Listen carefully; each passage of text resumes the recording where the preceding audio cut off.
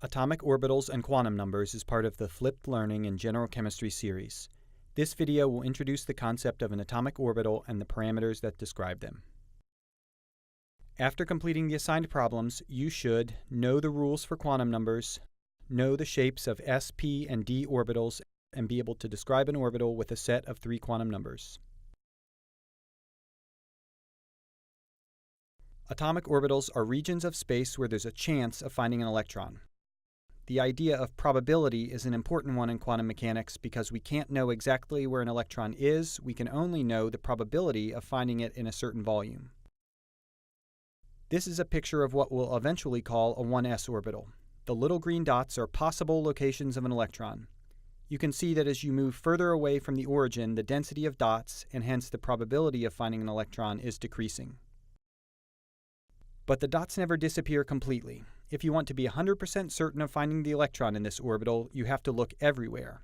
This means that there's a chance of finding the electron at every coordinate in space. But you can see from the density of dots in this picture that it's much more likely to find an electron close to the nucleus. This fuzzy picture isn't a very convenient way to draw an orbital, so what we usually do is draw a solid-looking object with a defined boundary surface. We've arbitrarily chosen a surface that encloses 90% of the green dots, so there's a 90% chance of finding an electron inside the surface. There's a 10% chance the electron is outside of the surface, but that's okay, this is just a cartoon.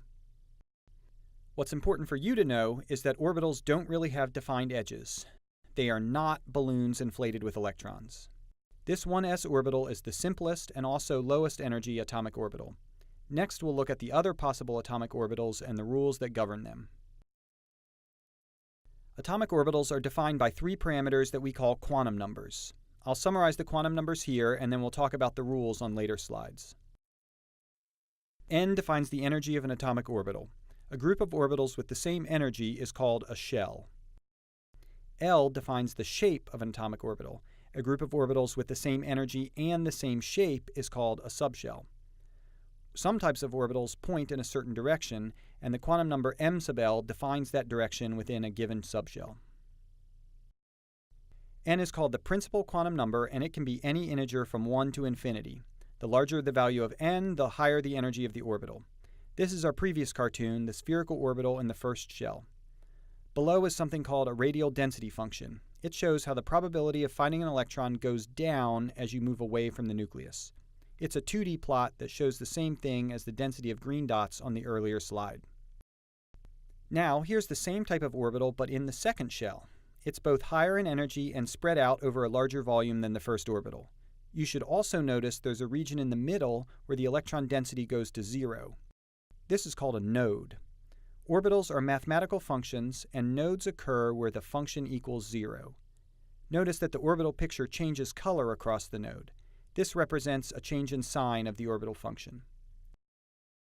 Finally, we have an orbital in the third shell, which in addition to being still larger, now has 2 radial nodes. This pattern continues on to n equals infinity, but in practice we'll rarely care about shells beyond about n equals 6. Our next parameter is L, which is called the angular momentum quantum number. This specifies the shape of an orbital, which is also called the subshell. L can be any integer from 0 to n-1, so the number of subshells depends on n. Here are examples of the first 4 types of orbital subshells for L equals 0 to L equals 3. These orbital types are more commonly named with the letters S, P, D, and F. Because L depends on n, each orbital shell adds a new type of allowed subshell. The n equals 1 shell contains only the spherical L equals 0 s orbital. The n equals 2 shell also has an s orbital, but now it contains p orbitals as well. D orbitals are added in the third shell and f orbitals in the fourth. So what do these new orbitals look like? Here's a cartoon of a p subshell. The first thing you notice is that this subshell contains 3 different orbitals, and they all have sort of a dumbbell shape, with a change of sign across a central nodal plane. What's different about each of the p orbitals is that they point in different directions. There's one pointing along each of the Cartesian axes, and so they're commonly called px, pz, and py.